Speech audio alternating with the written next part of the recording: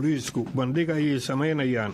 mana ahan oo keliya lebiska cusub ee la siiyey iyo tababarka cusub ee howlaha booliiska waxa ay la tegayaan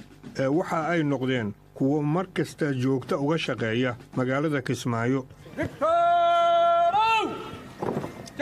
600 oo booliis ah ayaa horeba loo tababaray laguna qalabeeyey lacag mucaawino ah oo Britain ay bixisay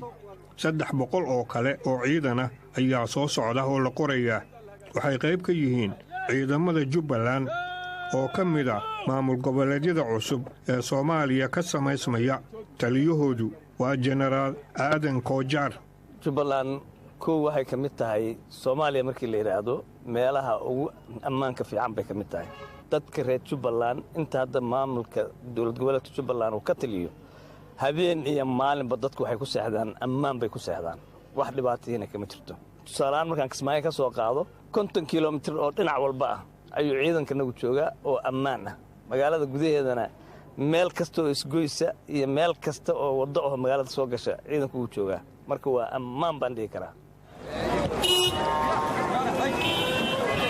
magaalada Kismaayo gudaheedana ugu yaraan waa sax hadalkiisu ammaanku waa uu fiican yahay dagaalamayaasha al-shabaab uma suurta gasho weerarada isqarxinta ah ee Muqdisho ay ku qaadaan oo kale inay Kismaayo ka fuliyaan laakiin uma baahnid inaad wax badan magaalada ka baxdid ka hor inta aysan ka hor imaan dagaalamayaasha al-shabaab Colonel Joseph Kadero waa taliyaha ciidamada AMISOM ee Soomaaliya ka jooga Kismaayo oo iyagu ka kooban kumanaan ka kala yimid wadamo kala duwan ujeeddada xiradan ciidan ayaa waxay tahay in la helo meel laga duulo oo laga sameeyo howlgal horey lagu soconayo oo la isku dayo in al-shabaab dib loo riixo laga bilaabo hadda haddii ay inoo suurto gasho in saldhiggan aan ku wareejinno ciidamada qaranka ee Soomaaliya ama kuwa Jubbaland waxay noo suurtogelayso in aan fasaxno ciidamadan oo ay horey u dhaqaaqaan si ay u xoreeyaan dhul hor leh to liberate more areas.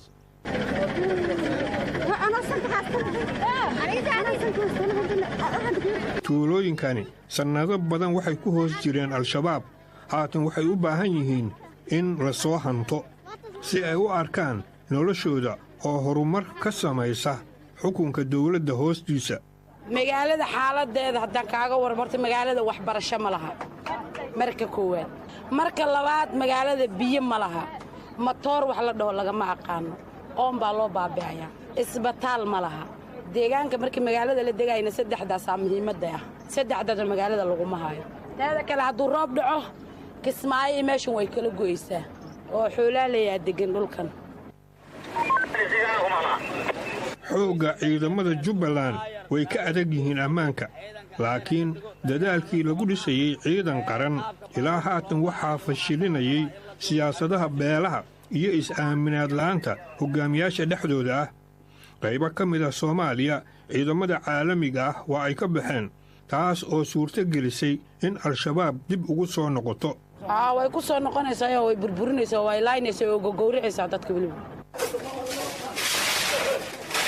maareeyaha dekedda waxa uu sharaxaad ka bixinayaa qaabka canshuuraha alaabooyinka la soo dejiyo laga qaado ay ugu gudbaan dawladda hoose custom officerka qiimaynta buu qiimaynayaa kadib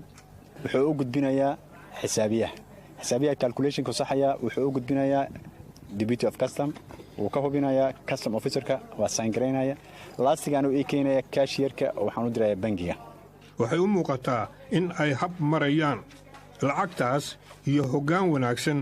ayaa sida muuqata ku filan inay isbeddel sameeyaan baabuur gabowday oo ay ka buuxaan loorar bariis ah ayaa la dhacdhacaya dhismaha maamul goboleedyada Soomaaliya kadib sannado badan oo burbur ahaa haddii ay guulaystaan doorashooyinka haatan socda waxa ay noqon doontaa tallaabo kale oo dhinaca saxda ah loo qaaday